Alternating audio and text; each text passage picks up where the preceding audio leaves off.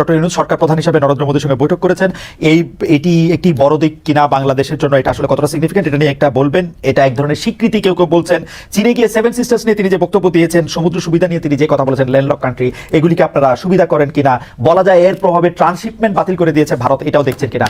আমি জানি যে অনেক বড় প্রশ্ন, অনেক বড় প্রেক্ষাপট, কিন্তু নূর যদি একটু 2 মিনিটে বলতেন। আমরা একই প্রশ্ন সাকিব ভাই। আমি সংক্ষেপে বলবো, যেটা আমার একটি প্রোগ্রাম আছে। এটা হচ্ছে ডক্টর ইউনূসের সাথে প্রথমবারের মতো তিনি ক্ষমতা আসার পরে 8 মাসে ভারতের প্রধানমন্ত্রী নরেন্দ্র মোদীর সাথে একটা মিটিং হয়েছে।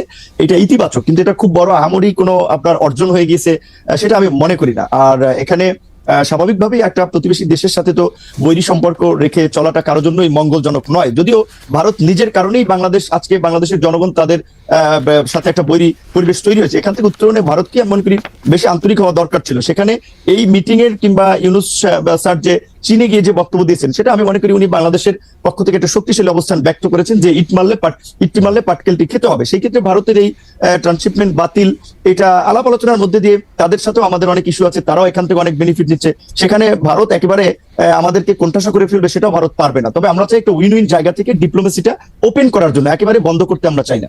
ওকে সাকিব ভাই, আপনি একটু সংক্ষেপে বা 1.5 মিনিটে বলবেন কিনা চীন সফর, ভারত সম্পর্কে মতামত, বিশেষ করে যদি আপনার পরিষ্কার না হয়ে থাকে আমি আগের প্রশ্নে এক লাইন একটু বলি। না, ওইটা পরিষ্কার হয়েছে ভাই। আচ্ছা, ওইটা পরিষ্কার হয়েছে, আমি বুঝছি। আমার ধারণা দর্শকরাও বুঝেছেন, কারণ দর্শকদের মতামত আমি দেখতে পাচ্ছি যে এটি নিয়ে আর এক মুহূর্তে মন্তব্য করছেন। আপনি যদি ভারত সফর। আচ্ছা, আমি ভারতের বিষয়ে যখন প্রফেসর ডক্টর মোহাম্মদ ইউনূস আমাদের প্রধান উপদেষ্টা হিসেবে ভারতের প্রধানমন্ত্রী নরেন্দ্র মোদীর সাথে বৈঠক করতে গিয়েছেন, সে বিষয়ে আমরা তখন আমাদের বক্তব্য দিয়েছিলাম যে এই যে বৈঠক ওপেন হচ্ছে, এটাকে আমরা ইতিবাচক ভাবে দেখি। কারণ ভারত আমাদের নিকটতম প্রতিবেশী, এবং এই প্রতিবেশীর মধ্যে জনগণের মধ্যে একটা সম্পর্ক থাকতে হবে। রাষ্ট্রের প্রতিনিধিদের মধ্য দিয়ে সেটা একভাবে হয়, আর এটার অন্য মাধ্যমও আছে। কিন্তু এটা ভারতের মনে রাখা দরকার যে 5ই আগস্টের পরে বাংলাদেশের জনগণ রায় দিয়ে দিয়েছে যে ওই পদানত বাংলাদেশ আর পাওয়া যাবে না। বাংলাদেশ তার আত্মমর্যাদা নিয়ে, তার নিজের স্বার্থ নিয়ে অন্য রাষ্ট্রের সাথে সম্পর্কিত হতে চায়, সুসম্পর্ক তৈরি করতে চায়। এইটা আমাদের পররাষ্ট্রনীতি। বাংলাদেশের সেই পররাষ্ট্রনীতিতে যতটা দৃঢ় থাকা দরকার ততটাই দৃঢ় থাকতে হবে, কারণ এটাই জনগণ চায়। ডক্টর ইউনূস আছে কিনা এই দৃঢ়তা ডক্টর ইউনূস দেখাতে পারছেন কিনা? ডক্টর ইউনূস এখনো পর্যন্ত সেই দৃঢ়তা দেখিয়ে যাচ্ছেন, এবং সেটা আমাদের মনে হয় যে এটা অব্যাহত রাখা দরকার। ওকে, এই প্রশ্নটি আপনাদের দুজনের জন্য। আমি একটু নূরকে শুনতে চাই আগে। নূর, জুলাই আন্দোলনের প্রেক্ষাপটে রাজনীতিতে অনেক ওলটপালট হয়েছে, কিন্তু যেটুকু আভাস পাওয়া যাচ্ছে আগামী নির্বাচনে বিএনপির নেতৃত্বে একটা সমমনাদের একটা জোট হতে পারে। সেইটার ক্ষেত্রে এমন হতে পারে আবার এনসিপি সহ যারা বেশি সংস্কার এবং অন্য ধরনের একটা বাংলাদেশ চাইছেন তাদের আগ্রহে একটা জোট হতে পারে। এখন এই মেরুকরণটা নিয়ে আপনার একটু মন্তব্য শুনতে চাই। আমি আপনার মন্তব্য শুনে সাকিবের কাছে আসছি এই একই বিষয়ে একটু মন্তব্য করতে। এই মেরুকরণটা কি আসলে বাস্তব নাকি মিডিয়ার সৃষ্টি? আন্দোলনের পরিচিত ছাত্র নেতারা একটা দল করেছে, আর এক অংশ আরেকটা দল করছে। সেই দল সরকার গঠন করবে কিংবা আরেকটা জোটের নেতৃত্ব দেবে, এইটা মিডিয়ার অতিরিক্ত আমি মনে করি বা অতিরঞ্জন বা অতি প্রচার। একটা দল গঠন করেছে, তারা এখন পর্যন্ত নিবন্ধনই পায় নাই। রাজনীতিতে এসেছে মাত্র কয়েকদিন, আগে তাদের ম্যাচুরিটি বা পরিপক্কতা তৈরি হোক, রাজনৈতিক ভাবে তারা গড়ে উঠুক। সেখানে এখনই তাদের নেতৃত্বে একটা জোট, আবার এইদিকে যদি বলেন বিএনপির নেতৃত্বে একটি জোট। হ্যাঁ, বিএনপি একটি বড় রাজনৈতিক দল, তারা সরকারে ছিল।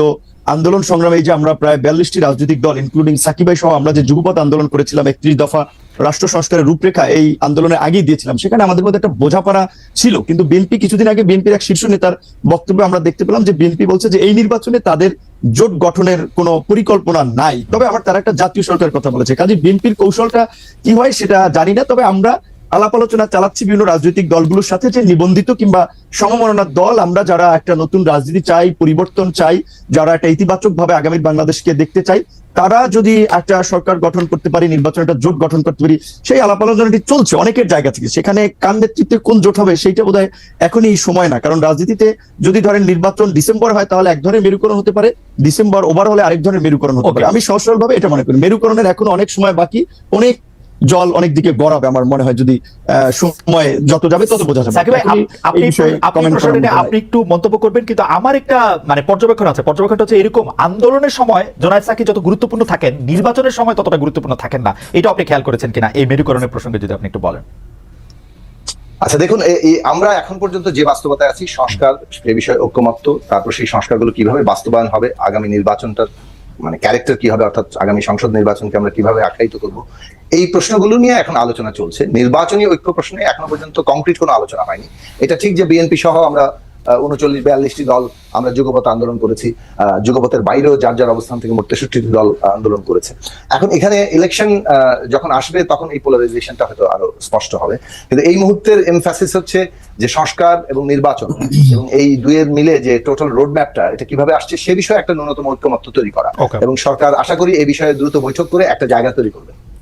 আমাদের আর জি। গুরুত্বপূর্ণ জায়গা দেখুন, আমরা বাংলাদেশে গণমানুষের রাজনৈতিক প্রতিনিধিত্ব করতে চাই। বাংলাদেশের বেশিরভাগ রাজনৈতিক দল যারা এখানে ফাংশন করেছে, এটা আমাদের দলের জায়গা থেকে আমি বলেছি যে তারা স্বার্থগত দিক থেকে তাদের হয়তো দল অনেক বড়, গণমানুষও সেখানে আছে, কিন্তু গণমানুষের স্বার্থের তারা কতটা প্রতিনিধিত্ব করেন, যারা ক্ষমতায় গিয়েছেন তাদের ব্যাপারে তো আমরা আমাদের বিভিন্ন সময় অবস্থান বলেছি। এবং যেহেতু আমরা মনে করি স্বার্থগত জায়গা থেকে গণমানুষের স্বার্থ রক্ষার দল এইখানে যথার্থভাবে ক্রিয়াশীল নয়, আমরা সেই দলটা গড়ে তুলতে চেয়েছি, জনগণের একটা নিজস্ব রাজনৈতিক শক্তি গড়ে তুলতে চেয়েছি, বাংলাদেশপন্থী এবং একটা যে যাকে বলে যে জনগণের একটা অর্থনৈতিক, সামাজিক, রাজনৈতিক স্বার্থকে রাষ্ট্রের নীতিতে প্রতিফলিত করার জন্য আমরা রাজনৈতিক দল করি। এখন এখান থেকে মানে এই অবস্থানটি এই ধরনের দলকে জনগণের ভেতরে শক্ত শেকড় গাড়তে সময় লাগে। বিশেষভাবে আমাদের দলের জন্ম এবং বিকাশের প্রক্রিয়াটি একটা পুরোটা সময়টাই ফ্যাসিবাদের সময়কাল ছিল। এখন যার ফলে আমরা যেভাবে দল আকারে বিকশিত হওয়ার একটা গণতান্ত্রিক ব্যবস্থায় সম্ভব ছিল সেটা এর মধ্যে সম্ভব হয়নি, কিন্তু আমাদের দল এই অভ্যুত্থানের পরে যথেষ্ট মাত্রায় বিকশিত হচ্ছে এবং আমরা অচিরেই একটা জনগণের পক্ষের একটা শক্ত গণতান্ত্রিক শক্তি হিসেবে আবির্ভূত হব।